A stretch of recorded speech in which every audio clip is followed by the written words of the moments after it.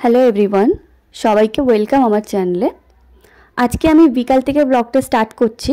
মানে সকাল থেকে সেইভাবে সুযোগ পাইনি, তাই স্টার্ট করতে পারিনি, একটু ব্যস্ত ছিলাম। তো আসরের আজান হয়ে গেছে, ওই কারণে নামাজ পড়ব বলে অজু করতে চলে এসেছি।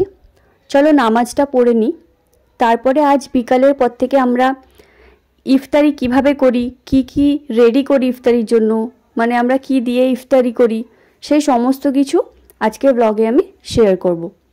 চলো তোমরা ব্লগটা দেখতে থাকো। আজকের ব্লগটা অন্যান্য দিনের থেকে একটু বড়ই হবে, তোমরা দেখতে থাকো স্কিপ না করে। আশা করি ব্লগটা দেখলে পুরোটা তোমাদের ভালো লাগবে।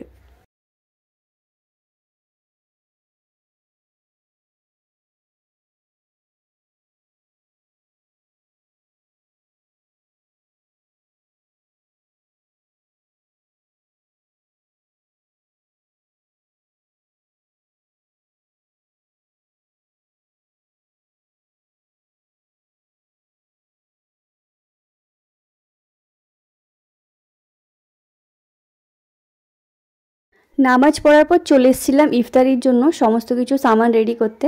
দেখা যাক চলো কি কি আছে।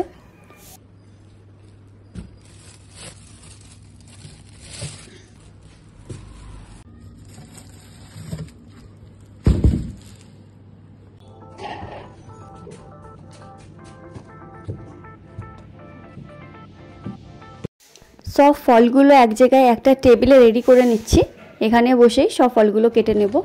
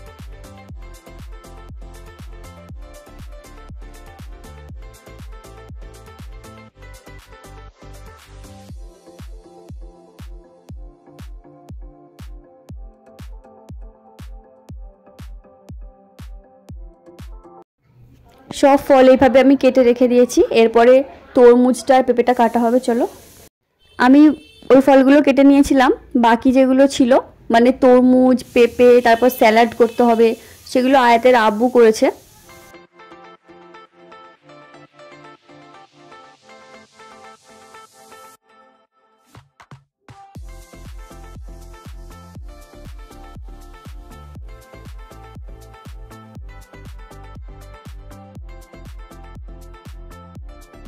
এইগুলো করতে করতে ভুলে গিয়েছিলাম যে আরেকটা ফল বাকি আছে, চলো সেটাও করে নিই।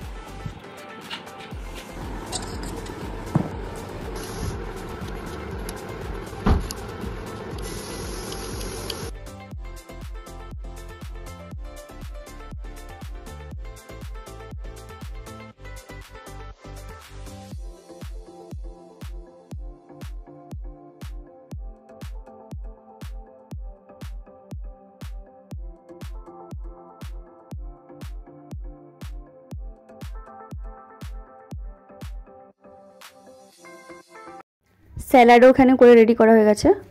এবার আমি বিছান মেলে দস্তরখান মেলে সমস্ত যা যা ফল স্যালাড সব হয়ে গেছে সেগুলো এখানে রুমে নিয়ে চলে আসব, কারণ আমরা এখানে ইফতারি করি সবাই একসঙ্গে বসে। সব কিছু নিয়ে এসে একটা গামছা বা টাওয়েল যে কোনো কাপড় দিয়ে ওটাকে ঢেকে রেখে দেবো।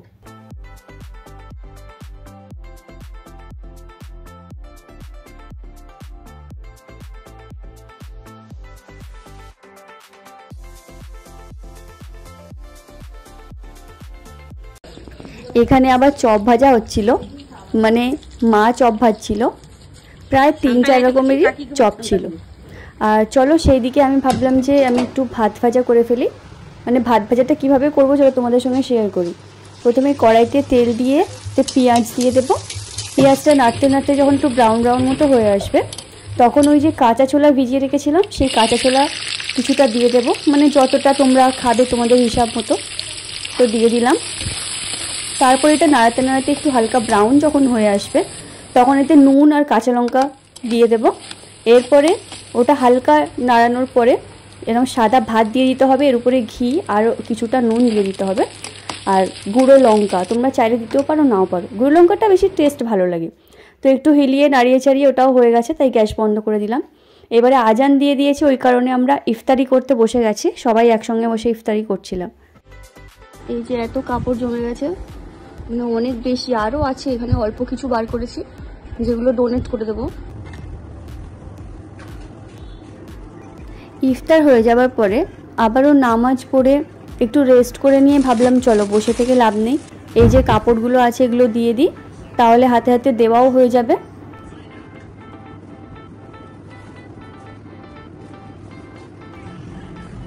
অনেকটাই কাপড় দিয়েছিলাম, প্রায় 1 ব্যাগ। তারপরে যা এক্সট্রা কিছু কাপড় ছিল সেগুলো রেখে দিয়েছি, আবার পরে হয়তো অন্য জায়গায় দেওয়ার কথা ভাববো। যাক, আজ ভিডিওটা কেমন লাগলো তোমরা জানিও। এখানেই ভিডিওটা শেষ করছি, নেক্সট ব্লগের জন্য ওয়েট করো। চলো টাটা।